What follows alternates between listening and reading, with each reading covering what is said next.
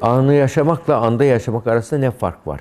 Şimdi insan öyle bir varlık ki insan dışında hiçbir canlıda anı yaşamak veya anda yaşamak diye bir kavram yoktur. Çünkü insan dışında diğer canlılar gelecek ve geçmişle ilgili vizyonları yoktur. Bakışları yoktur. Geçmiş ve gelecek algıları yoktur. Sadece anı algılarlar. Bugünü yaşarlar. Genlerin öngördüğü neyse onu yaparlar. O gün diyelim 15 saat uyurlar, birkaç saat avlanırlar, birkaç saat çocuklarla ilgilenirler, tekrar yatarlar ve böyle bir genetik algoritmalarına uygun yaşarlar.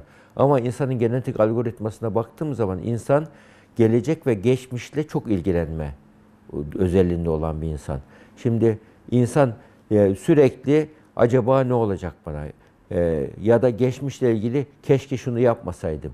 Yani acaba ve keşke kelimelerini çok kullanan bir insan kaygısı yüksek hale geliyor. Gelecek endişesi oluyor ve ruh sağlığı bozuluyor. Yani hayal dünyasına baktığı zaman hep böyle hayal kurdu, gelecekle ilgili hayaller kuruyor, geçmişle ilgili korkularla uğraşıyor. Mutsuz bir insan tipi ortaya çıkıyor.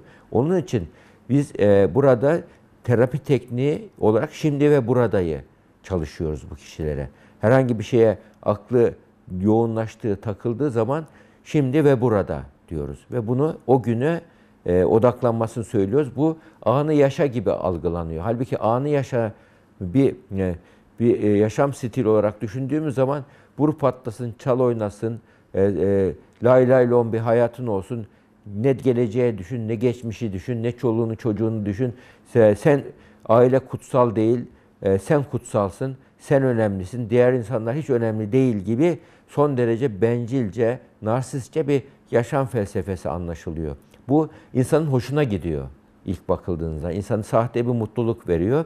Fakat şunu görüyoruz, anı yaşa diyen insanlar bir müddet sonra yalnızlaşıyorlar. Yalnızlaşmanın bir adım sonrası mutsuzlaşma ve depresif oluyorlar. Onun için insan anı yaşa değil, anda yaşa demesi gerekir.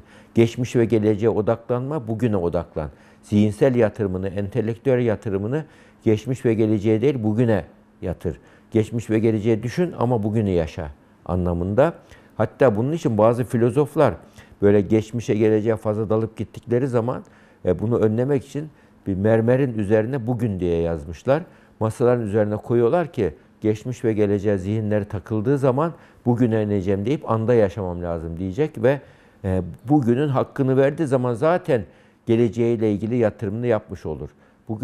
Bugünü iyi yaptığı zaman geçmişle ilgili geçmiş zaten onun hayatında bir kazanım haline dönüşmüştür. Ondan faydalanıyordur zaten. Geçmiş faydalanacağımız bir alandır. Gelecek yatırım yapacağımız bir alandır ama bugün yatırım günümüzdür. Bu şekilde düşünebilmek anda yaşamaktır.